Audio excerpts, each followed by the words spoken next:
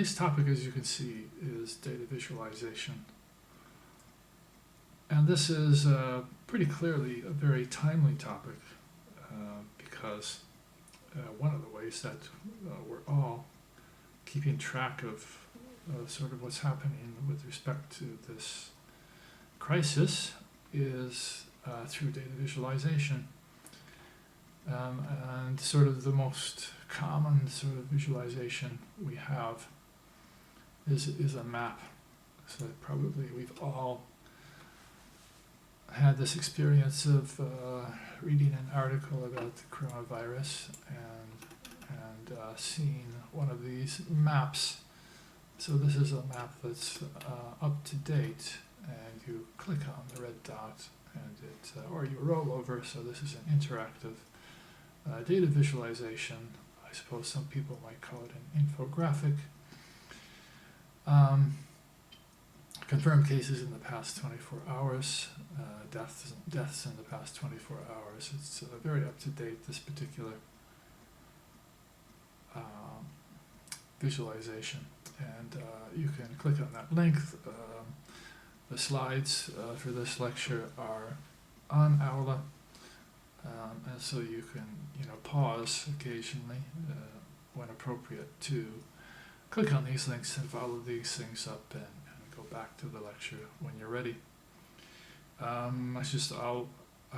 Occasionally when I'm going back and forth here, you might hear some key clicking. I'm sorry, I have kind of a noisy keyboard, and I'll try to kind of minimize that next time. For now, you're probably going to hear some key clicking now and then.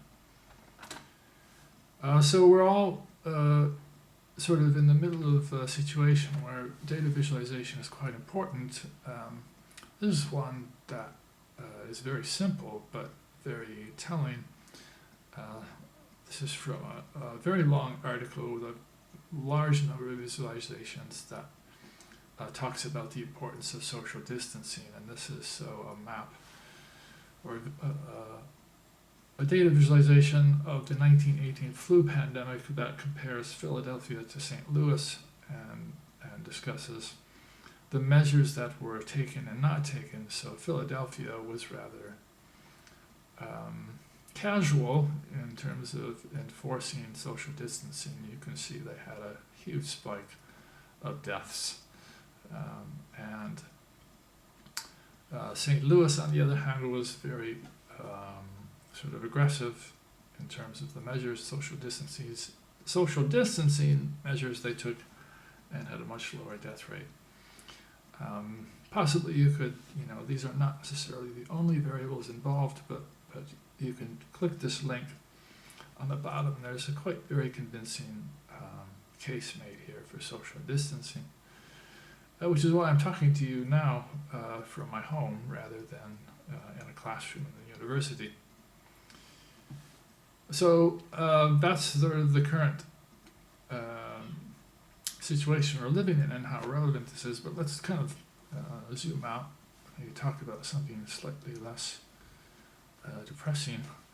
And just talk about the data visualization itself. So why is it important? Well, I mean, one reason it's important is there are actually jobs out there in the field of data visualization. So this is just a search through Indeed. So data journalist, data scientist, data visualization and analyst intern, data visualization assistant, kind of low pay there, but anyway. Data engineer, visualization, data analyst intern, data scientist. Tableau is a specific software, so they're looking for somebody who's expert in Tableau with rather good wages, actually, £70,000 a year, working for the Sentinel, which I think is a periodical, if I'm not correct. So one of the reasons to care about this is that there's actually work in this field. It's a quite important field, and it's something that we're all consuming on a daily basis. So they're jobs. So if we're going to talk about data visualization, let's talk a bit about definitions of terms. What is data? Well, the definition of data is actually fairly loose. movable, but in general it's a sort of collection of organized facts. I suppose when you meet a person on the street, you can say he has glasses and black hair, he's tall. That's, in a sense, that's data. It's not very organized, but if we had a collection of 100 people and we knew what all their hair color, all their eye color, etc., was, that's organization, and that's a collection of facts that could then be sort of systematically examined to see what percentage of them had glasses or blue eyes, etc. Big data, extremely large amounts of data. This is big data in the past 15 to 20 years has become a very important topic and resource, especially through social media and the internet. Companies like Google, Amazon, Facebook gather massive amounts of data. Governments, of course, gather massive amounts of data.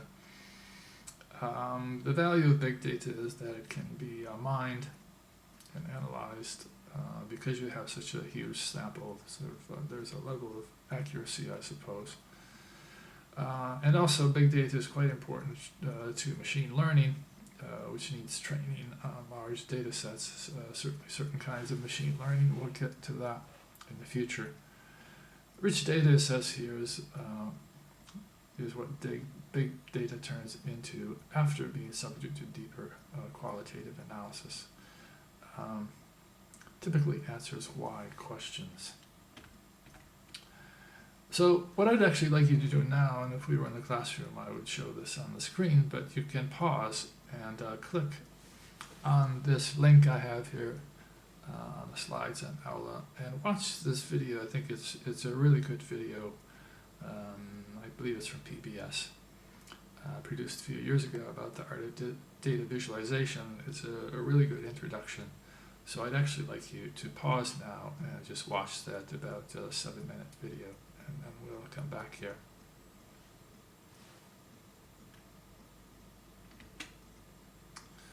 Okay, so hopefully you've now watched that video, and I want to sort of recapitulate some of the most important points that were made by these 4 experts in the field. And the first was Edward Tuft, who was one of the giants in the field, one of the most respected for a long time, has written some important books in the field. And what does Tuft say? Well, he says the history of data visualization is a history of science. He talks about the various kinds of ancient maps that were made. He talks about Google Maps. And then he talks about some principles. And he says every pixel should testify to content, so no sort of wasted graphics. So he's sort of a minimalistic approach towards data visualization. And we'll see some other contrasting approaches later. He says get design out of the way. Don't let aesthetics rescue failed content. So he says beauty is a byproduct of the truth. And that we see to learn something, not just to confirm something. So the data visualization at its best is revealing something new. So Tuft is author of this sort of famous book, The Visual Display of Quantitative Information. You can click on the link and learn more about that book. The second author was Julie Steele, and she talks about this issue of decision making based on a few principles, and these are the principles she talks about. How do you actually go about making a data visualization? Well, you ask what is it you want to communicate? You think about the reader, sort of who is your audience, and then you look at the data itself.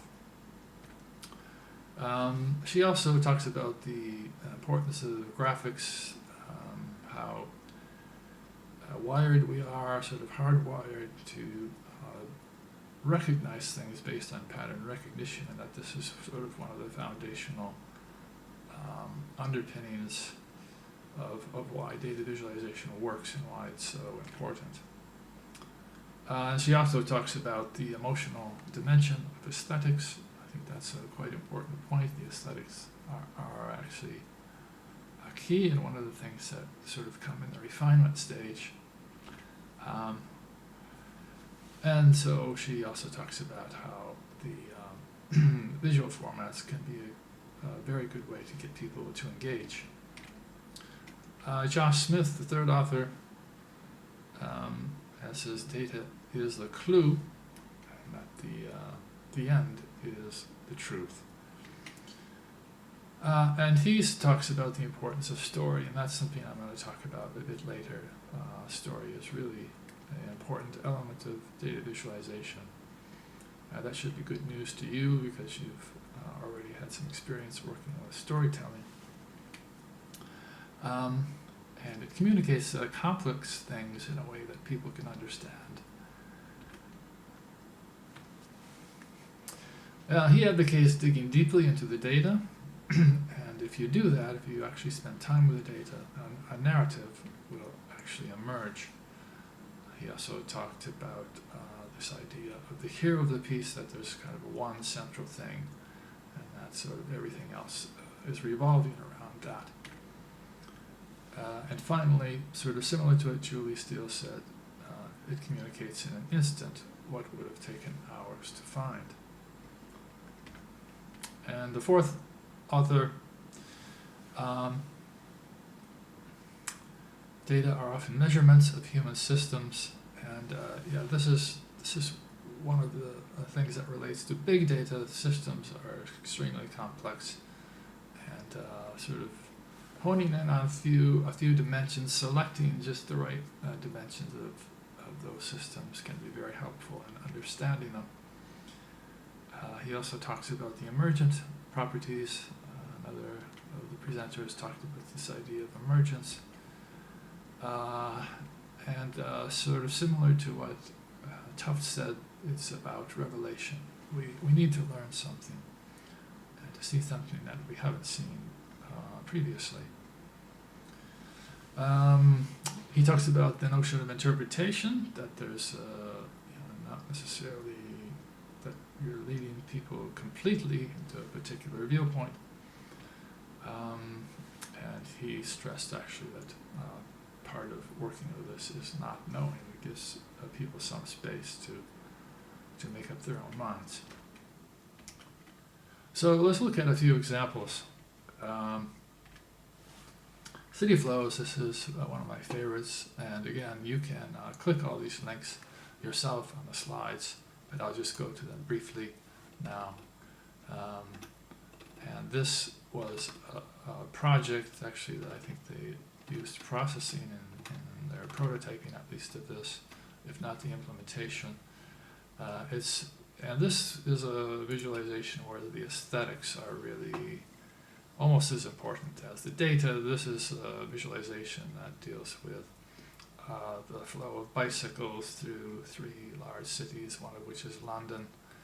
You can watch this video. I'm sorry you don't have the sound, but you can see some of the graphics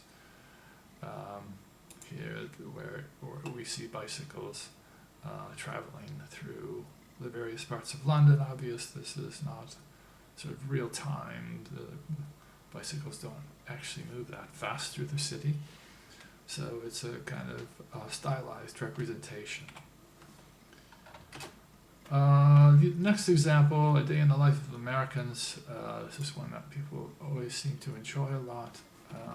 And so it basically shows a 24-hour period, a representative 1,000 people and what they're doing in the course of a day. So here we have sleeping that's starting around 4 a.m.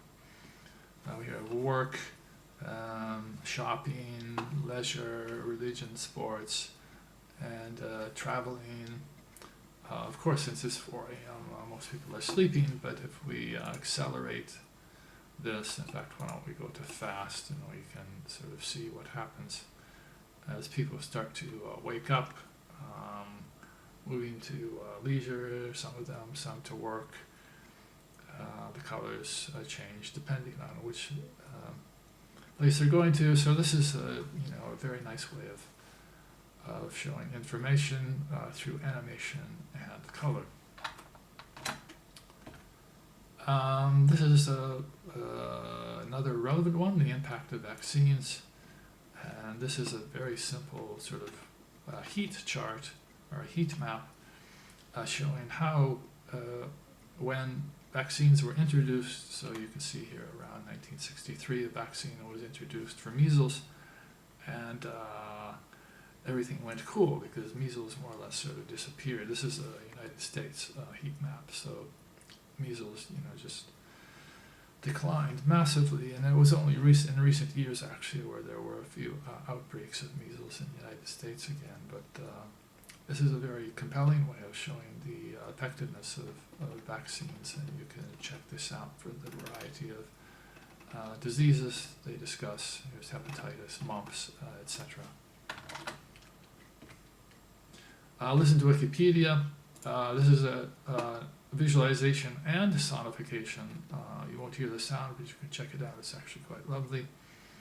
And it's a real-time map of things that are being edited on Wikipedia right now, and what shows you what is actually being edited, whether something is being added or subtracted, depending on color, I think.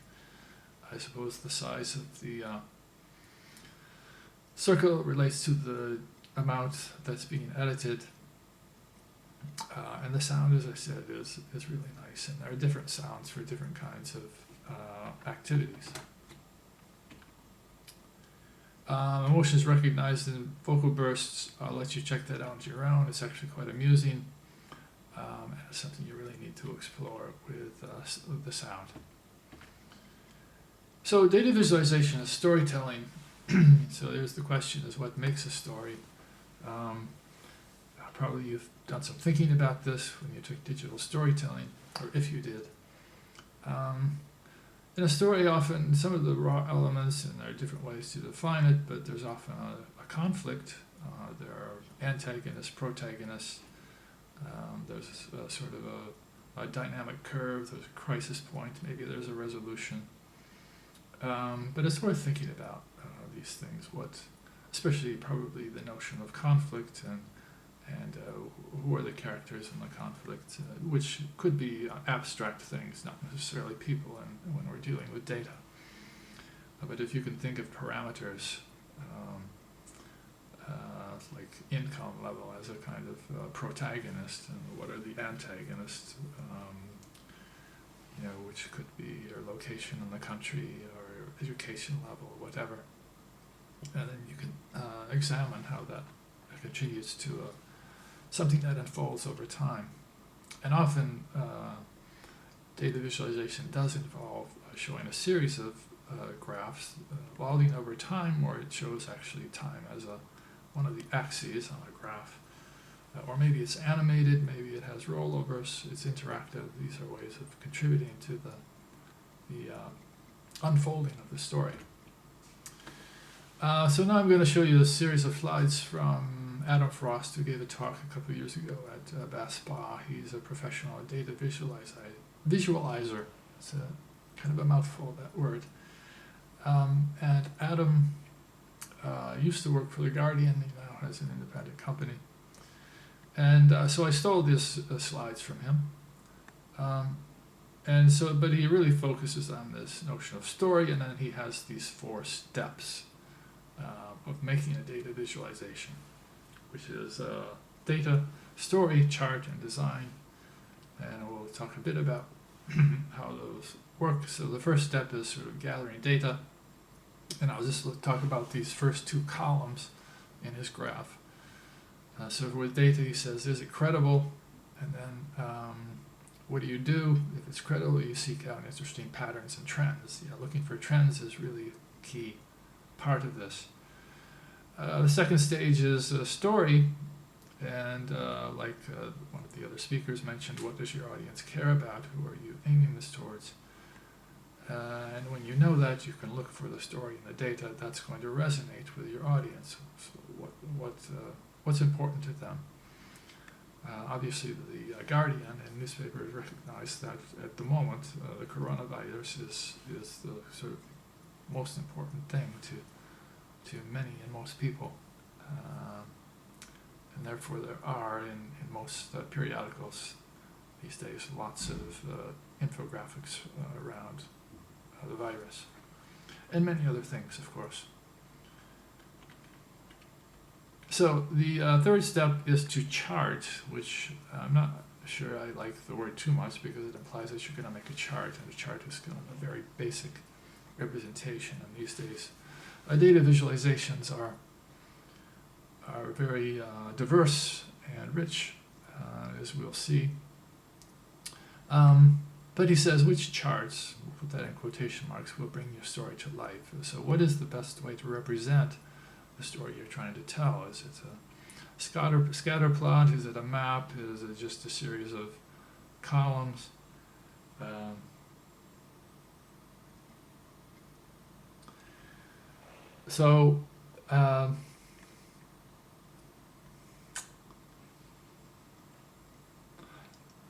Then he says your sort of second step is to choose the best chart for your story, right? For the final step is design. So does your chart look good? Once you've sort of implemented it, are the colors, is it really the best colors? If you're doing a bar graph, are they the right width or the right height? What is the surrounding frame of it doing for it? Do you have enough white space? Is it too busy? Etc. So it's an experiment with color, space, and text until the information is beautiful. And in fact, Information is Beautiful is a well-known book by David McCandless, who, next to Edward Tuft, is sort of one of the godfathers, you could say, of data visualization. That these two guys are the most recognized figures in the field. There's a website you can go to here, informationisbeautiful.net, and you can see lots of data visualizations that have been made, presumably by McCandless himself. And it's interesting. What streaming music services actually pay artists is important to me as a musician. Now Napster average artist revenue per play, $0.0190. Then the total users in millions. This is actually a fairly complex graphic, and I actually don't understand it right off the bat. I have to spend a bit of time absorbing it to see what it's exactly telling me. It's probably telling me that they're not getting much money. But there's this is users. But anyway, you can check out this information in his beautiful site. I guess it is beautiful. It has some kind of lovely colors. So you can check that out on your own time. Let's look at a few really nice examples of data visualizations. This is one of my favorites, The Depth of the Problem from the Washington Post. And this is about the crashing of a Malaysian airliner. I don't remember what year this was. But this is about how they went out into the ocean to try to find the black box of the airplane that had crashed. And what it's trying to get across is to communicate to you just how deep this black box was. And so as we scroll down, there's 555 feet, the depth of the Washington Monument. Sorry, this is, some of these keys are from the US. 1,200 feet, the depth of that's the height of the Empire State Building. 1,600 feet, test depth of the American Seawolf submarine. 2,700 feet, the tallest building in the world. Depth at which giant squids swim. 3,000 feet, and also how much pressure there is, 1,300 pounds per square inch. 3,200 feet, maximum depth of a sperm whale dive. We keep going down and down. 4,600 feet, depth at which the pinger locator was lowered when when the crew was actually able to detect the signal from the airplane. We'll keep it, so we're here now 1 mile down below the surface of the ocean. Continue down, you just keep scrolling down and down and down. 8,000 feet, 9,000 feet, 9,800 feet, maximum depth of the deepest living mammal. 2 miles, we're now 2 miles down. You just keep scrolling and scrolling. 12,000 feet, which is the depth of Titanic. It took 73 years to locate. 13,000. These are depths at which some other black boxes were found, they note, and other crashes. 14,000 feet maximum dive depth of the first deep sea submersible capable of carrying passengers. Well, that's quite impressive. So 15,000 feet, just shy of 3 miles. This is the approximate depth at which they found the black box. So this is a very convincing and clever data visualization, because you just have to keep scrolling and scrolling to understand just how deep was this black box. The true size of Africa is a map. This is also a really compelling visualization.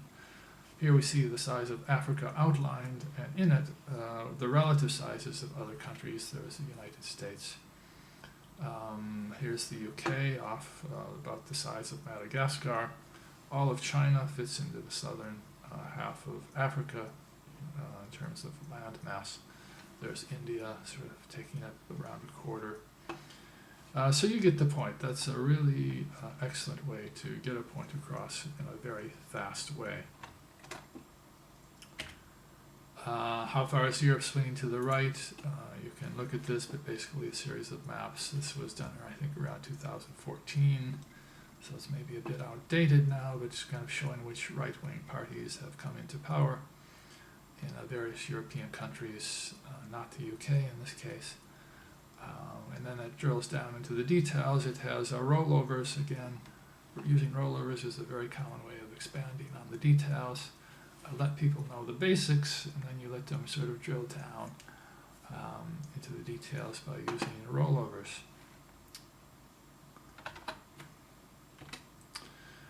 This is actually a data visualization from Edward Tuft, the guy we heard from at the beginning. This is current receipts of government, which means taxes, as a percentage of gross domestic product from 1970 to 1979. You see all these European countries listed. So here we have Sweden, 46% of their GDP was taxes. By 79 it was 57%. And what's very convincing about this graph is that if you just look at it for a minute, you can see there's only one line that's going down. And yes, that's Britain. Britain is the only European country whose taxes relative to GDP between 1970 and 79 went down. So that's something called the slope graph, and that's from Edward Tuft. Some further resources, you can check this out. You can click this link. These again are from Adam Frost. It's just a Google Doc with tons of resources, books, software, etc. Yeah, lots of stuff to help you out if you really wanted to delve into this. Software. I think there's some probably links here about which software you can use, or maybe not. Yes, best tools and software. So tomorrow I'll start to get into that issue of which software, because tomorrow is the workshop, and I'll have something online. I'm not totally sure yet what it will be, but maybe probably some tutorial videos. Maybe I'll probably make another video myself as well to introduce you to the two main tools we're using, which are going to be Flourish and Processing. I think probably most of you will use Flourish, which is web-based, and maybe a few of you who want to really customize things and are adventurous will use processing. And those of you, especially who already know processing, they're both very good tools. So that's it for today. Again, if you have questions, fire away, and I'll do my best to answer them.